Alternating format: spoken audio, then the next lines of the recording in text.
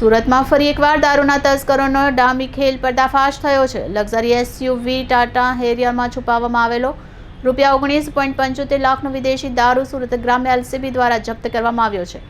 ગુપ્ત hidden chamber બનાવી કારને rolling warehouse તરીકે ઉપયોગ કરતા તસ્કરોને પોલીસે પકડી પાડ્યા છે। રાજસ્થાનથી સુરત તરફ આવતી સફેદ રંગની ટાટા હેરિયર નંબર GJ06PE773 ને કામરેજ તાલુકાના 84 ટોલ નાકા નજીક ગોઠવેલી વસવાટ નાકાબંધીમાં રોકી તપાસ કરાઈ।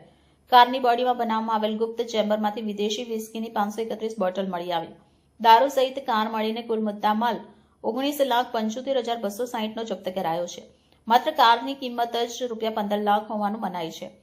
ખાસ બાતમીના આધારે ઘડાયેલી આ રેડ પોલીસ અધિક્ષક રાજેશ ઘડિયા તથા આઈજી પ્રેમવીરસિંહના માર્ગદર્શન હેઠળ કરવામાં આવી છે। પોલીસે ઘટના સ્થળેથી 2 આરોપીઓને ઝડપ્યા છે, જેમાં અનુપસિંહ વિરતસિંહ રાજપૂત ડ્રાઈવર મૂળ બાડમેર રાજસ્થાન અને મહેન્દ્રકુમાર નથુલાલ મેવાડા ક્લીનર મૂળ પાલી રાજસ્થાનનો સમાવેશ થાય છે, જ્યારે દારૂ ભરનાર હરીશભાઈ તારાચંદ કલ્લાલ હાલ વોન્ટેડ છે।